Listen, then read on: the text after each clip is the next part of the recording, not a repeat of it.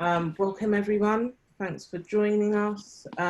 This is part two of our Let's Talk Mental Health session, if you will. I think we didn't realize that it was going to be as big as a topic as it turned out to be. But I'm really grateful to all of you for joining and for taking the time to come and give us your perspective and talk about some of the things that you do. So I'll give a bit of an intro about us and then I'll let the three of you introduce yourselves as well. So we are the Up Move. I am Ifoma Nemad and Shen, yes, I can see your chat. So I'm Ifoma Nemad. I'm one quarter of the Up Move. You also have Shenai Calvin and Natasha Carpenter on the call as well. And one of our other founders, Anthea Armour, isn't able to make it today, but we're a social action group that have come together to look at how can we unite the Black community, how can we put content out there that can help us look at how we learn from each other, how we grow from and with each other, and how we prosper together. How do we encourage buying from Black businesses? How do we encourage building ourselves and building ourselves and, hopefully our children and building that generational wealth. So that's a bit of background about us. So I'll hand over, first of all, I guess, to you, Triple, and let you introduce yourself. Yeah, so you can hear me clearly, yeah? Yeah. Awesome. All right, yeah, so I go by the name of Triple O. I am an artist, writer, blogger, wordsmith, and a mental health advocate. So I've been making music for close to about 15 years. Faith-based music, i.e. Christian gospel music, and at the same time using my platform to kind of speak on social issues. So this is something that's quite dear to my heart, and yeah, thank you for having me as part of the discussion. Thanks for coming. And Stephen? I'm Stephen Ishmael Thomas. I am a mind teacher. I run a company called Mind Bubbles that goes into schools and works with primary and secondary school students as well as college and young people in the workplace, teaching them techniques to help them with their anxiety in the workplace, in education and at home. Brilliant. Brilliant. Thank you. Thanks for joining us. And Truth Be Told. I go by Truth Be Told, and I'm a spoken word artist. But I feel very strongly about mental health because I feel like it's all about expressing yourself, and I feel like I do that through my spoken word. And I also work with young people outside of my work, as in my main job, in terms of like helping them express themselves freely to build their confidence and self-esteem. Excellent. Excellent. Cool. So I think the first question, we started with this question last time as well, is just around the stigma that we have, I think, in the Black community around mental health. Why do you guys think that is? And truth be told, I'll go to you first. I think maybe like some cultural reasons, that kind of thing. It's never been anything that's really been spoken about at length. And I guess in some of our cultures, in our community, it's not something that we talk about openly. Mm-hmm. And it's kind of like an unspoken thing that you don't need to talk about it, it doesn't exist. Carry on as normal kind of thing. And yeah, it's just not, I'm generalizing a little bit, but generally speaking, it's not really accepted as something that is a positive thing to talk about, kind of thing. Yeah. Yeah. Triple or Stephen, guys, and feel free to jump in. We're a small group, so cool. Yeah, I have to agree with what Truth Be Told said. I think it's very much a cultural thing, especially within the black community, where we pride ourselves on being strong, being very bold, being very kind of forthcoming in everything that we do. So when it comes to kind of touching on such issues, it can be a stigma, especially and I'm of African descent. I'm from Nigeria. So again, when you then look at, I can only speak from my perspective, and when you look at from where I'm from, it's like, oh, mental health issues. Oh, that doesn't make any sense. You can't have that. So therefore, we accredit it to maybe it's a spiritual thing or one thing or another, and they don't want to kind of be honest and be have these kind of very difficult conversations. I think also as well, it's very hard for people to speak on that which they don't understand, and I feel like there's a lack of education within the black community on such issues. So I think those are some of the reasons why it may be we don't really hear about these kind of things, or we don't talk about them as much as we should. But I do see that change, and I have seen that change of late. Definitely, definitely. And do you guys think it's different for men and women? I guess from the different perspectives. So Stephen, Triple, maybe from your perspective, and Truth Be Told, from your perspective, do you maybe share a bit of your perspective? You know how things have been for you and how you share your struggles or overcome your struggles, and just whether you think it's different for men and women. For me, Mm-hmm. it's probably a lot different depending on your age as well.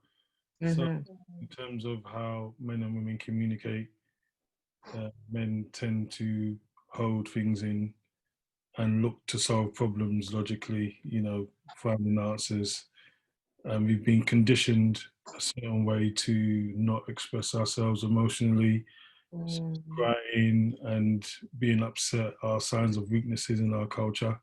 And it's just um, teaching the young people, especially the young men, that it's okay to feel like you're not okay, and it's okay to feel upset or cry or be emotional, because they're all human emotions, and we are all of those things. Mm-hmm. We have male and female attributes, and I think that over time, universally, we're learning as Black people to kind of look at what other groups are doing in terms of their emotional well-being and add value to it.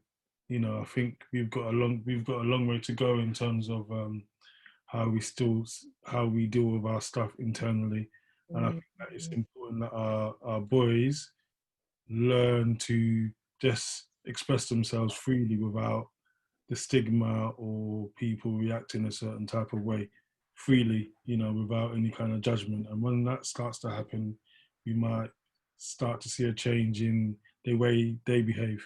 Mm-hmm. Completely agree. Any other perspectives? I think I don't know if it's different from a female perspective. Mm. I don't know if I think it is different or not, but I think it's important to be able to feel that you are in a safe space to be able to speak out and express how you're feeling and not just bottle it up. Mm-hmm. Um, it's one thing to express yourself, but if you don't feel that you're in a safe space to do that, then you may not do that. Yeah. I'm speaking from my own experience in that. So I've just found ways to be able to express myself freely without feeling that I'm going to get condemned or anything like that, or like someone's going to be stopping me from saying what I want to say, that kind of thing. I do that through my spoken word, but I think that if you have something that you can use to do that, then use it. Mm-hmm. Obviously, Yeah. not everybody knows how to express themselves or articulate themselves in a certain way to release what they're feeling, but it's important to get it out because it can manifest into something else later on, and that can be dangerous. So yeah, I think it's important. So I think, and then that leads into really what we're focusing on this week. So this week we're all about, self-care and, speaking out and that sort of thing. And I think all of you sort of focus on different ways of speaking out or managing, whether that's anxiety or how you deal with any sort of struggles that you might be having. How do you get into that? How do you know how to express yourself? How do you figure out the best way to express yourself? For me personally, I like to. I think it's healthy for an individual to use a means that reflects maybe their interests, because one thing that we see with individuals who may struggle with one mental health issue or another, is that they keep things to themselves, and the fear of speaking up can overwhelm or consume someone so much so that they just become a recluse. And for me personally, one of the things that really kind of I gravitated towards anyway was just music. And I was like, all right, okay, I'm gonna write. And writing became like a vice for me of just allowing me to kind of express my thoughts and my feelings and where my head was at and all these kind of things like that.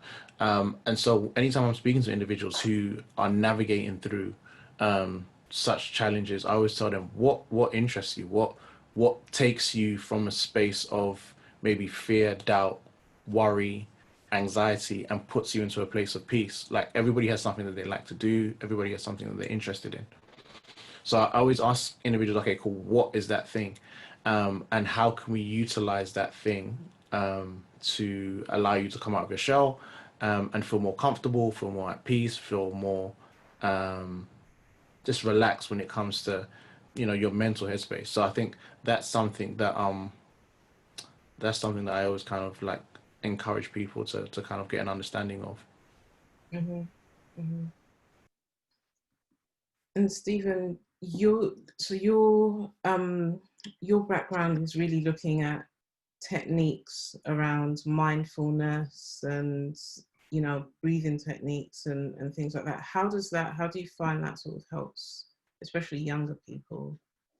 We're talking from my own personal experience. When I started doing meditation, it helped me um, ground myself and anchor myself. And the breathing techniques literally slow you down. So it's almost like when you focus on your breathing, it kind of means that almost like you trick your mind into just looking at your breath or feeling your breath. And those tiny bits of like solitude and stillness allow your body to kind of ground itself. So with the kids now, we just try and make it fun, and that way they become invested in developing themselves. So I find that when they enjoy it and they laugh and they reflect and they see like horizontal learning where they may not be able to explain it, but another child will say, well, I felt this way. And they're like, yeah, I felt that way too. They don't feel silly. And then you find a lot of the time that they look forward to the sessions because they get to talk about things they might not normally talk about in their normal school day. And the teachers become aware of who has anxiety, who's having maybe problems with learning, and it becomes a better classroom. They communicate better, they reflect better, and a lot of the time the practices happen when I'm not there, so they do it on a daily basis, and you can see a change, a rapid change overnight in terms of how they feel about school, how they feel about themselves, how they fit in the family and the wider world, and they kind of develop an understanding of the fact that it's okay not to know all the answers. It's okay not to understand something. With time, you get to understand it, and they build resilience, which is key to really adapting especially in the time that we're in now. Yeah.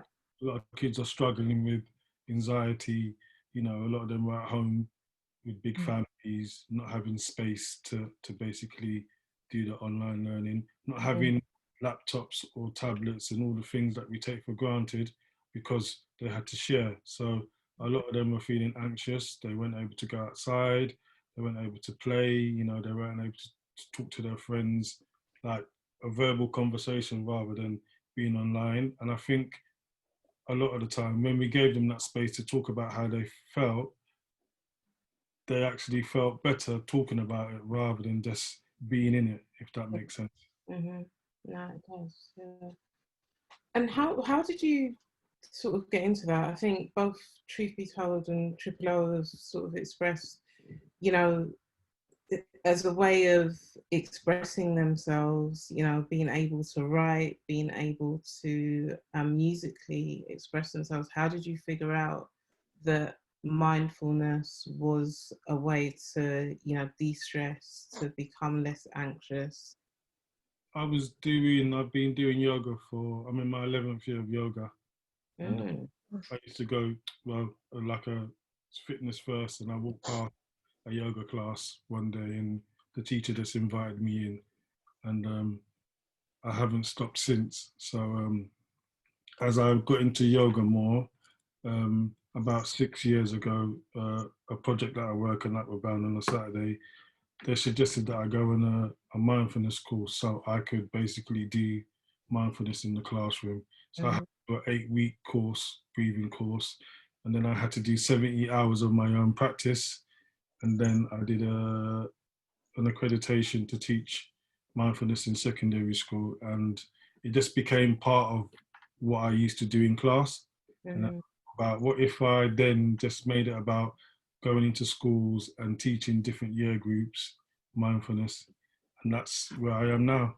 You know, it's been an interesting journey because it wasn't like I want to do this to make money. It was the other way around. I started doing it, and then it became I was able to make a living out of doing this.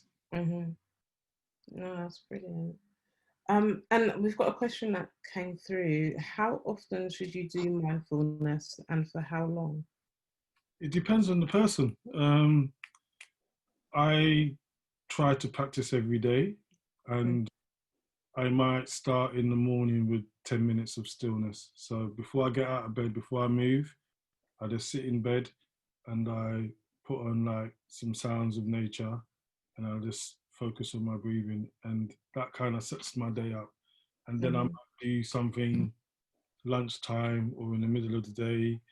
And then I'm not traveling a lot. I would do some mindfulness with headphones and apps on my way to work or on my way back. So, you know, you're in a train or you're on a bus, these are opportunities to just listen to the sounds of nature like waves or rain, or you can use apps like Headspace and Buddhify, they're really good.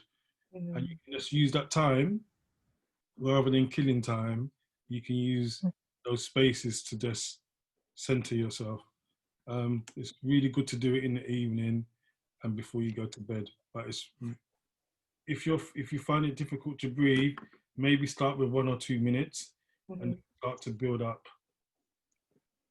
It's almost like you start to build up. You can't, when you start running, you don't run for an hour, do you? You start 10, 20 minutes, and as you get better, Build it up. yeah. But it has to be a consistent practice. Because some people, like, they do it for a couple of times and nothing's happening.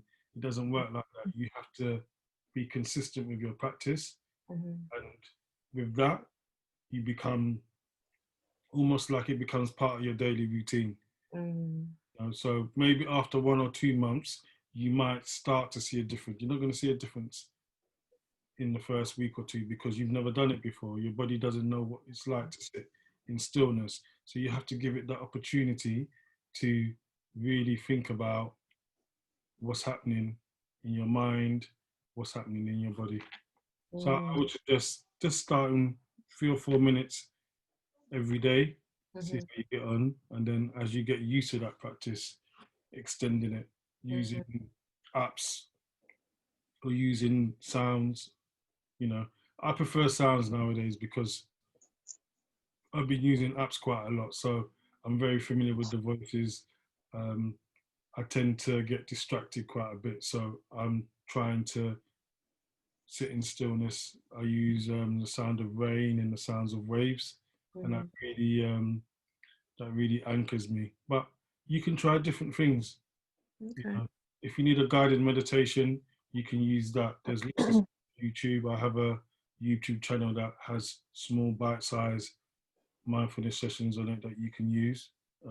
It's really important that if you're struggling, think about why you're struggling. Think about why you're finding it hard to breathe. Think about why you're finding it difficult to sit still, because usually it's something external.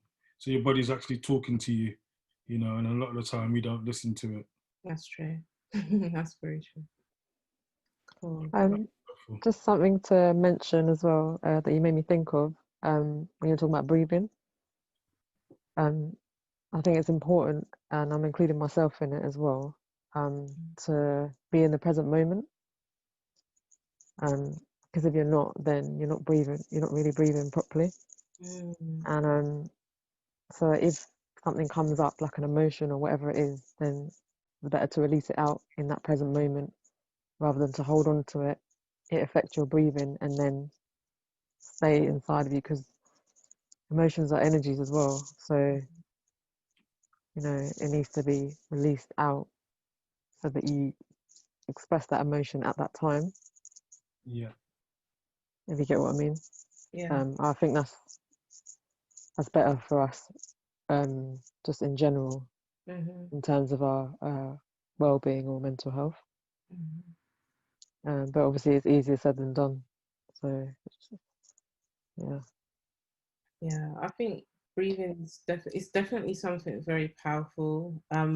Maybe not so much, well, I don't know if we consider it mental health or not, but from a mother's perspective, I remember when I was having my first child, and I went on a course when, you know, where they talked about, you know, mindfulness and breathing during labor, and that was actually hugely helpful for me because I was able to go through labor with no pain control, you know, purely focusing on breathing. So I think, you know, it's definitely something very powerful.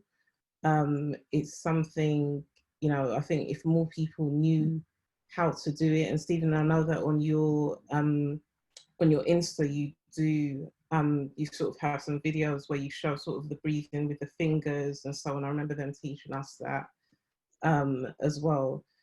So I think if more people knew how to do that, it definitely would be, you know, would be helpful dealing with anxiety and things like that.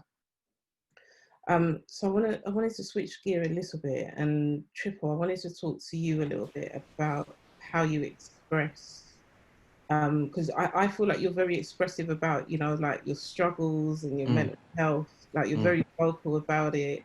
I remember there was a day when I was scrolling through Insta, and you must have been having a bad day, but you know, you typed out, you know, this has been not a good day, you know, everything from music to everything else. Like how or why do you feel that you need to be you know, so expressive? What has made you realize that, you know, that's something that you need to do and that you need to share?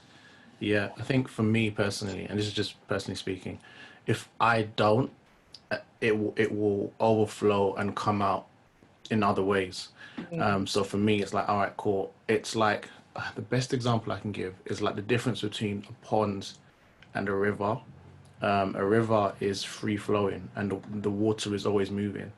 Whereas with a pond, the water's stagnant. So after a while, it starts to smell, it starts to stink. You get mosquitoes. It's just there's a difference. You can't drink pond water, but you can drink river water. So for me, I'm like, all right, if I allow everything to build up, build up, build up, build up, and just sit in my mind, then what happens is that my mind becomes very overwhelmed. I become discouraged, all that kind of stuff. But then I'm thinking, all right, you need to let some of this stuff out. You need to let it go.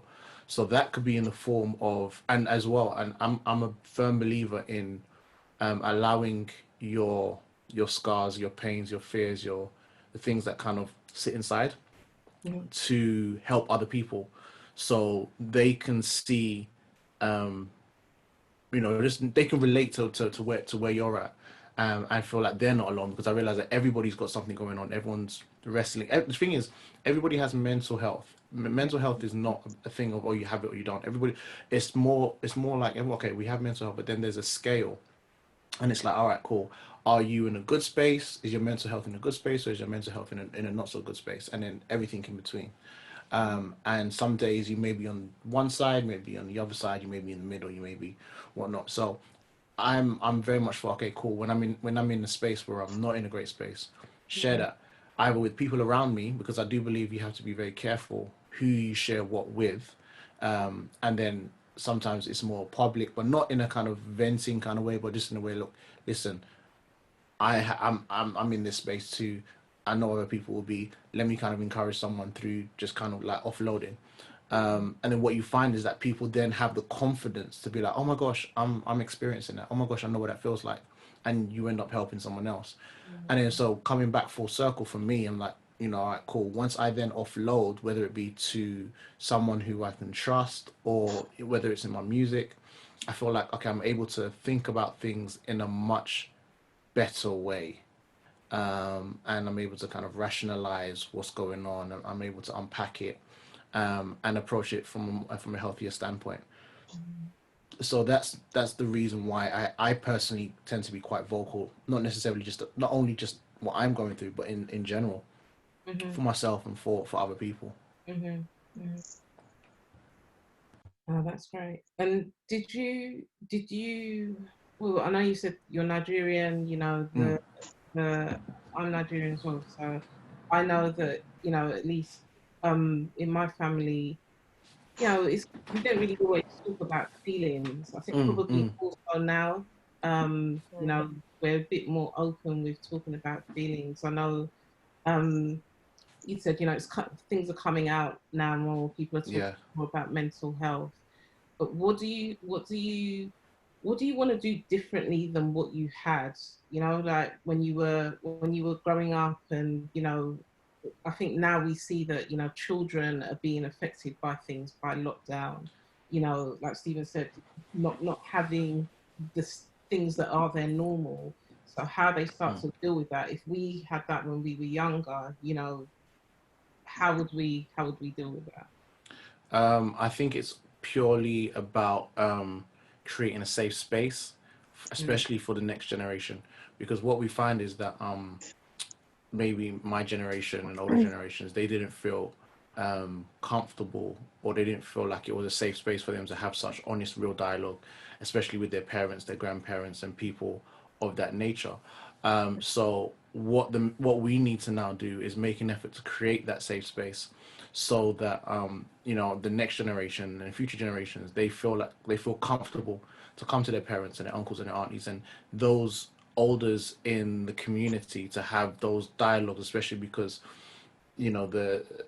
they've already been through what they're going through, so they're able to counsel them in a way which makes sense, in a way which is relatable, in a way which doesn't seem dismissive. So I think it's very, very important that, like, we start to create a safe space for real honest dialogue when it comes to mental health issues, getting rid of stigmas, getting rid of kind of, oh yeah, as a man you're meant to do this, and as a woman you're meant to do that, and these kind of like stereotypes, and these tropes which really not stop people from being who they are meant to be and just end up living in boxes. mm, Yeah, creating a safe space is really, really important, very, very important.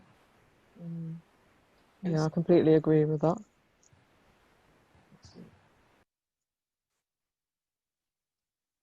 cool. And truth be told, from your perspective, what's your thoughts in terms of how you express your art? Your art, your feelings through your poetry and your spoken word. Um, I think it's important for me to not just write stuff down, but to be able to actually use my mouth to say those things and to speak it out.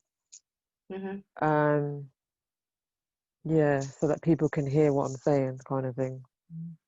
I feel very strongly about that.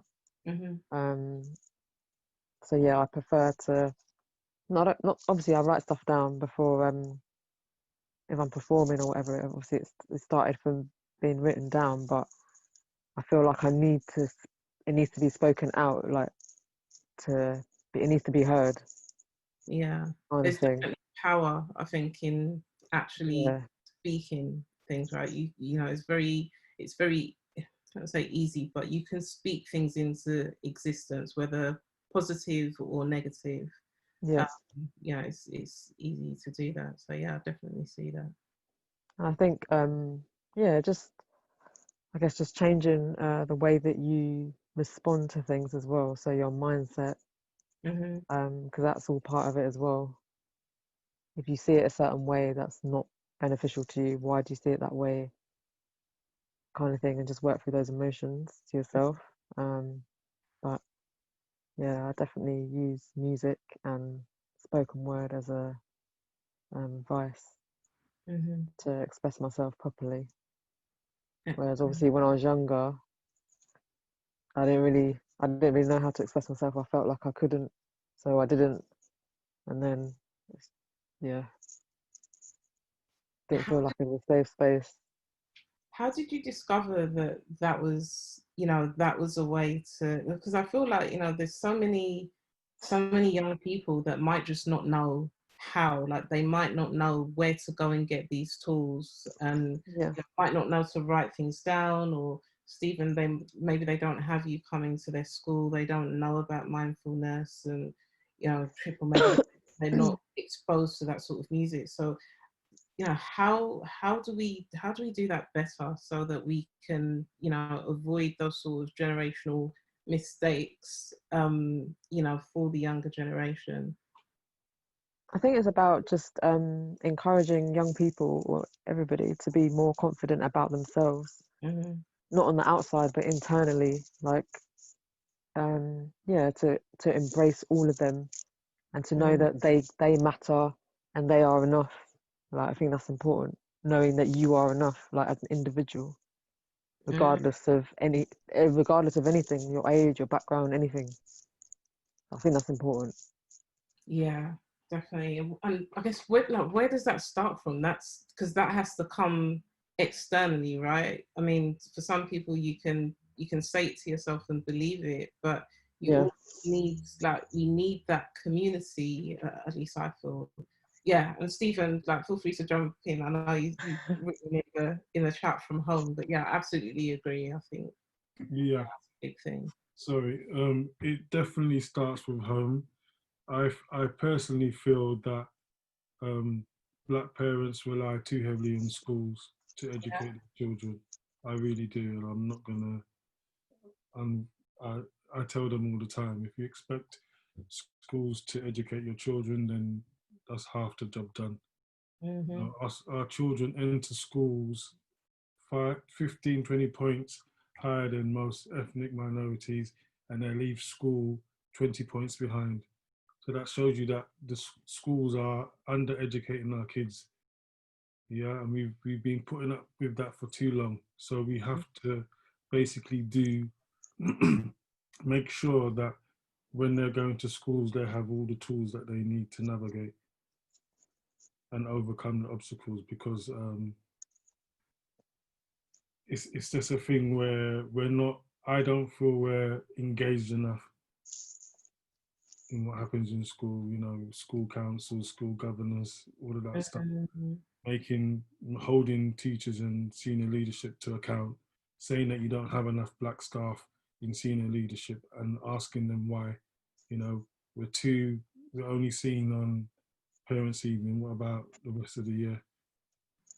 You know, we need to be more active in our children's education inside and outside school. So if we want them to do well, they need to be leaving the house feeling confident.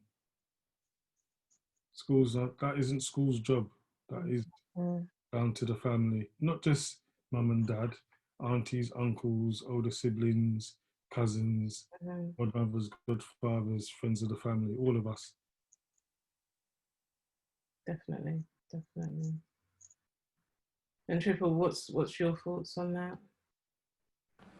Yeah, I think what's been said, I couldn't agree more with it. I think there is definitely a sense of community that really needs to be emphasized. Again, I may sound like I'm saying the same thing over and over again, but like creating that safe space and opportunity for dialogue to be had, educating ourselves as well. I think a lot of people haven't properly educated themselves on mental health issues, you know, the difference between schizophrenia and anxiety and you know, clinical depression. Like most people just think, oh, I saw the same thing, and there's big differences between those different things. So being educating ourselves upon these things, and then at the same time, I think it's all well and good discussing these things because you can have all the discussions in the world. I think we need to be more proactive in presenting solutions, practical, tangible solutions that people can walk away with, solutions that aren't going to cost that range from are not going to cost you any time, and not going to cost you any money, all the way up into, do you know what, I really want to invest in myself and I want to spend money or I want to spend time to get my headspace in a better space. So it could be, you know, something as simple as going for a walk all the way up onto paying for a private counselor. Whatever works for that individual should definitely be explored.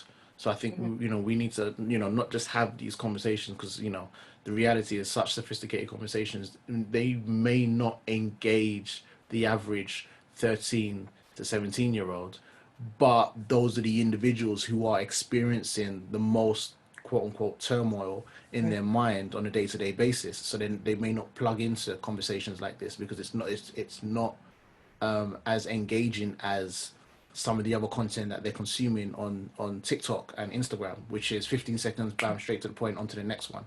So I think it's very important that solutions are presented in a way which they can consume and digest, and from individuals who they look up to and respect. What you Mm-hmm. usually find is that individuals who are in positions of authority and power and status and influence, those are the ones, especially these younger generations, those are the ones that they look up to. So it could be a YouTuber, it could be an artist, it could be a footballer, it could be an entrepreneur of some sort. If they see these individuals in influence and in power and of status having these conversations, then they're more inclined to kind of take them seriously and kind of yeah, be more willing to kind of open up about it to their family members and to their friends. Mm-hmm. Mm-hmm. So everyone has, I guess, some responsibility, you know, in sort of normalizing this, if you will, you know, whether it's something small or big that you can do in order to get young people engaged, right? Yeah, Okay, yeah, yeah, yeah, definitely. I think we all have a part to play. We all have a part to play. definitely. Yeah. So, oh, sorry, please go ahead. Oh I've no, I got. was just going to say I agree with that, but I also think that on top of, in addition to that, really and truly, the one person who can make the biggest change is yourself, is the individual. So Mm, if I want to, it'll be me or whoever, that other person mm-hmm. as well. Um, Yeah. because circles and like people around you can only help you so far. Sometimes it has, it's really down to the individual if they want to move from A to B in their mind or where, that kind of thing. Mm-hmm. So it's important that they know that they are the ones who have it's within their control. It's not like, oh, I can't control it, so I'll just let those around me help me figure it out or to wade through it. They have the control. Mm-hmm. Everybody has the control to process it Mm-hmm. in a healthy way. Yeah, that makes sense. Um, okay, so we've got a question. Do you think that kids should have these go-to places in school so they can have downtime to themselves without getting told off?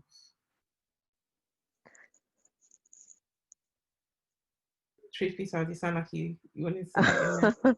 Yeah, I think, I don't see why not. I think I think that's a good thing because then they can relax and they're not feeling like they're being watched, so to speak, or like. So I don't think it's a bad thing to have that. Mm-hmm. Yeah, I don't think it's a bad thing at all because it allows them to express themselves freely with their friends or with their other people in the class or the school without feeling like they're being watched, and they can be themselves for that period of time. True. So yeah, I think it would. I don't think it's a bad thing. Okay. Stephen, Triple? Yeah, I agree. I think it will be those kind of initiatives are good and allow for young people to really take time and just breathe and put themselves in a better space. So yeah, I don't think there's anything wrong with programs and initiatives and ideas like that. Mm. And Stephen, I see that you put the inside outside tech. Do you want to talk us through that? Yeah, so it's a grounding technique where you spend a couple of minutes looking inside your body and outside your body. So I'll just do it very, very quickly. So if what I would usually do is get the class to settle themselves, close their eyes, ground themselves, and it's a bit of fun as well. So you ask them to basically find something inside their body, like a heartbeat, breathing, chest, belly going in and out, something in their fingers, anything. And then you ask them to move outside their body. So something that's happening in the room. So the sound of the projector, maybe a bird making a sound outside the classroom, someone tapping their foot. And then you ask them to move back inside the body, but they have to choose something different this time. So really it's a focus technique. So we do that at the beginning of the class and just to see how they are, because usually they're coming after lunch and they're all over the place, which is fine, but it's all about grounding yourself. So I do lots of different games, because obviously asking primary school kids to sit still is quite difficult because they're young and their energy. So it's about bite sizing it. So you do about 6 or 7 different exercises, and before you know it, they're sitting in stillness. So that was just an example of one where you can do that with your kids or any young people that you know. It's inside, outside. So it's really about them grounding themselves and using whatever's happening in the body to internalize. And then you go back outside and then you're really focusing on sounds that are happening in your room or the classroom or your bedroom. So I find that really focuses people. Okay. Do that. And it's actually fun. Okay, let's try that. Adults can do that as well. Yeah. Is that Yeah. excellent? I'll definitely have to try that. So when you're asking about, because I feel that a lot of people think that mindfulness is just sitting still and breathing. It's not that. It's about being present, and how you become present is using all your different senses. We usually talk about the 5 senses, but there are a few others: sense of time, sense of direction, sense of deja vu. We can use all of these things to ground ourselves. So that's what I try and do, just to make it a little bit more dynamic, if that makes sense. Yeah, it does. Perfect sense. Cool, good.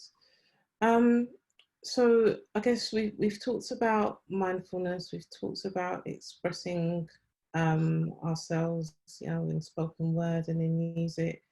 Are there any other tools that you share or that you use to help you with your, with your mental health and with dealing with things? Just as, I guess from an adult's perspective as well, are there any other things maybe that we can use that might help as we start to sort of start to deal with any issues we might have? I think like movement. So for me, I like to dance, so I dance. But for some people, might be just walking or running or something. But it's just to release energies and stuff like that, kind of thing, or certain emotions, Some people, they go in gym Mm-hmm. and stuff. So yeah, I'd say movement is another way, whichever form it takes, kind of thing. Mm-hmm. Yeah. Stephen? I currently cycle. Oh, cool. So before lockdown, I've had bikes for years, but I wasn't cycling. I became Mm. quite lazy, and as soon as we went into lockdown, I managed to get a decent road bike and started going out, maybe doing 5 miles, struggling, then a couple of weeks getting up to 10 miles, struggling, getting up to 15 miles, struggling. Um, I joined the Black Cycling Network, Okay. started doing laps at stupid o'clock on Saturday mornings, and I found that just cycling, getting outside for 1 hour, 2 hours, it really gets me in a place where I feel really good about myself because I'm exercising and I'm also outside. So I've been using cycling as a way to enjoy Mm-hmm. being at home, for want of a better word, because I know that a lot of people being cooped up, it's been very, very difficult. So I feel you have to find something by yourself, for yourself, that you enjoy Mm-hmm. outside of your family, outside of your friends, that you can do alone and receive the benefits. So for me, cycling has been my grace in the last couple of months. Tasha's saying she does the same. Cool. Triple, anything on your side? Yeah, do you know? So it's funny because I shared something on social media. I think it was like uh, last week or so, when I was just kind of thinking and unpacking a few things, and I thought, okay, cool, because I'm always, like I said before, I think it's great to have the dialogue, but let's be intentional about providing solutions. Mm-hmm. So some of the things that work for me personally, and I always kind of encourage people, and we've touched on some of them as well. First thing, definitely for me personally, is prayer. As a Christian, I find solace in being able to kind of just unpack my thoughts, my feelings, and just have honest dialogue with God. I think that just works for me. So if you know an individual is that way inclined, then yeah, definitely that's one vice that one can definitely resort to. Crying, I think, especially within men, there's this negative stereotype that, okay, to cry and to show emotion is a sign of weakness, and that's a stigma we need to really break free from and get rid of. So having that as an outlet and just offloading yourself emotionally in that way, you then end up feeling, actually, do you know what, I feel like there's a burden that's been released off of my shoulders. So I always encourage people, look, give yourself a good cry, and why not? Conversations, again, same thing I keep on saying, just having honest conversations with somebody that you trust, someone that you love. Say, look, listen, this is how I'm feeling, this is where my head's at, this is what I'm going through at the moment, and just using that as an opportunity to get things off your chest. I'm also an advocate for counselling and therapy, and I know that the NHS do give you, if you go see your local GP, they can kind of refer you on to someone, because there's private counselling and private therapy, which can cost a bit, and sometimes people don't have the financial means to go down that route. So if you wanted to go through your GP, I always do encourage people to do so as well. So that's something else as well. I would always encourage. And then, like the others mentioned, go for a walk, go for a run, cycling, going to the gym, dancing. Sometimes you just need to release certain chemicals within your body, to kind of put your mind back in balance. And another thing that I always do as well is unplugging from social media. Sometimes you just need to shut off all the noise. We live in a day and age where there's so much information coming at us at like 100 miles an hour, and sometimes you just need to unplug from that. So there's different things that somebody could do, and those are some of the things that I, you know, do when I'm in a space where I feel a little bit overwhelmed. Mm-hmm. No, definitely. You mentioned a few things, touched on the faith side of things as well, which was one of my my questions. You know, how does faith come into you know, dealing with mental health? I definitely agree, at least on my side, with the praying side of things. In regards to the free therapy, we did touch on this in our last call as well, and there is some content on our site in terms of how you can get free therapy on the NHS. You can self-refer yourself. You don't even have to go through your GP, you know, all the time. So there's links and things out there if anyone's listening to this and is wondering how you do that. The crying one is interesting as well. I definitely still think there is, you know, there's a stigma, especially with men, and crying, and, you know, I guess some men, you know, probably cry and, you know, don't say anything, but I think just talking about it more and making it an okay thing to do, and, you know, there's nothing wrong with you if you have a cry.